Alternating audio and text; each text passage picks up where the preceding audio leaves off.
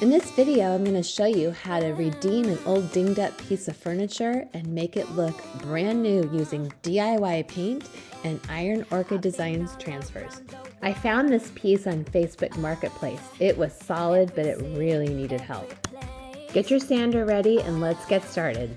It's a little bit of a mess, but we're going to do a really fantastic job with DIY paint. It's easy and you'll never know what it looked like before. Start by misting your piece with water. I have links below to show you where to get your Water Girl spray bottle. When working in sections, brush on DIY paint using long strokes and always make sure you have a spray bottle nearby. The spray bottle helps minimize brush strokes and gives you a beautiful, even finish. I've got the whole thing painted now, but now it's time for kind of what I call the fine tuning. What I want to do is take off some of the paint on the hardware. It really depends on kind of a personal taste if you want to paint it with the hardware in. What I do now is I got my rag here, just took this shop towel and I got it nice and wet. What I'm going to do is I'm actually just going to go right to the hardware, and you can distress DIY paint with just a damp rag or a heavy duty shop towel. There's no latex or acrylic in DIY paint, so it makes it really easy to manipulate. But once it's hard and cured, it's really hard to do this. So don't wait too long before you take this next step.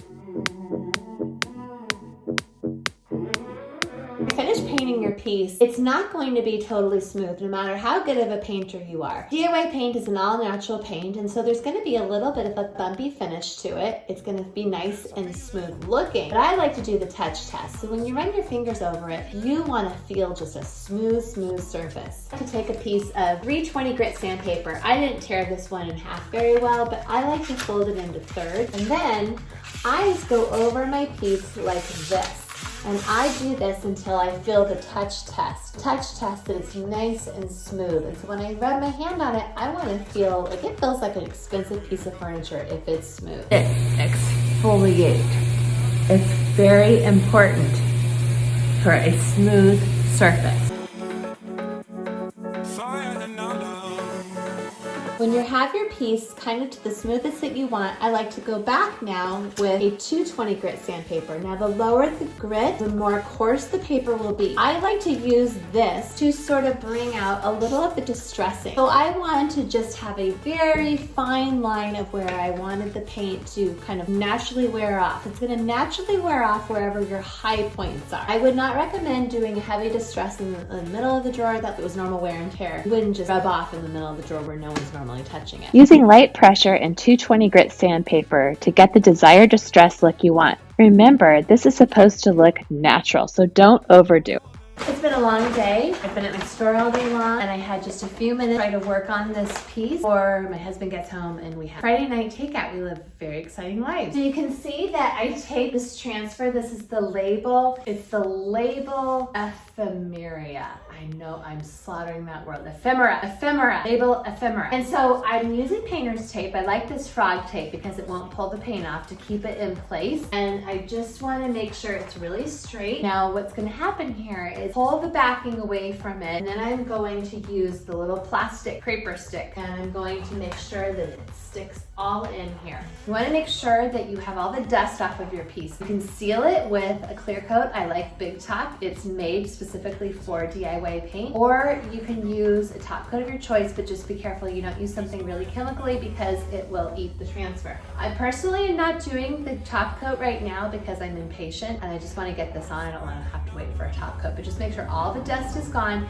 and you'll get a really good adhesion. Okay, are we ready? Ta-da! Okay, got my little plastic scraper. Now I'm going to kind of start in the middle, and I don't know if you can see that, but it's already starting to stick a little bit there, and I'm going to press out. I'm going to work from the top down, and as I go, I'm going to have to just sort of press in. It's not going to be perfect. I'm going to go over those handles. Definitely something that you have to be okay with it not being perfect. It's more like the overall effect of it. So When applying a transfer, work in sections across the transfer. If you lift up the paper and some of the transfer is stuck to it, lay it back down and keep pressing. It's important to remember this is not supposed to look perfect. So I moved the transfer down just a little bit because I wanted these letters to go up a little bit better, otherwise they would go up into the curve. So the gridded lines just make it really easy to see where your piece is going. As you go, it's a good idea to maybe put a little piece of painter's tape in the center here too, so you can just kind of make sure that it's still staying straight as you go. Use light pressure with one hand while you scrape with the other hand. So I'm just using my hand to try to press it around the knobs, but I'm not stressing out about it.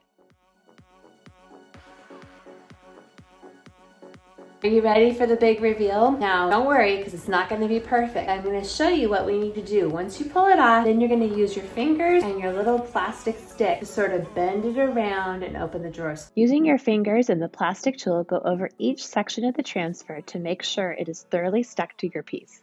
So I used 1 part clear liquid patina, 1 part dark and decrepit patina, and literally this much black velvet paint. DIY paint is really highly pigmented, so you really don't want to use more than just a little bit at a time. You want to keep this stain really translucent still, so you don't want to use more paint. You can always add more as you go, but the more you add, the more opaque it's going to get. So I recommend just a teeny bit. Let's go ahead and stain this now. I wanted the top to be darker. Dark and decrepit patina can also be used as a stain to darken wood. So I got it really pretty much how I want it. I'm going to probably put 1 more coat on it. I'm going to let it dry. It's going to take longer to dry than paint because it's a different compound. It's a top coat with some tint in it, so it's not as quick to dry as DIY paint. So everything is really looking good. It's dry. I've got the wood on top how I want it, and I'm going to seal it with my favorite finish, DIY paint 100% clear wax. Now on the tops, I really like to do a 2-step. So I like to either use big top or liquid patina and the wax. And on the body of it, I just love the way the wax looks. It really depends on kind of what the piece is.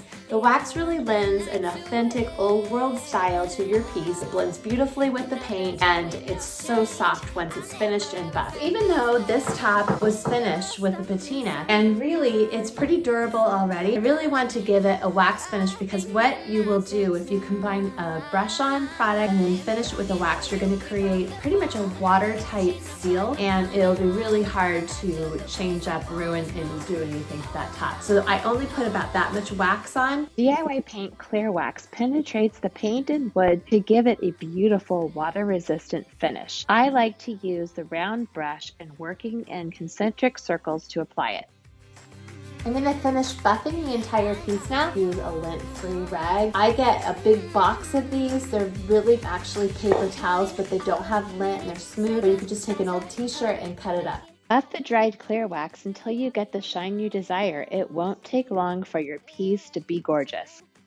If you want to pick up some DIY paint and Iron Orchid Design, you can find it at my store, Olive Place in Brentwood, California. You can also buy online and we will ship. There's links below. Thanks for hanging out with me.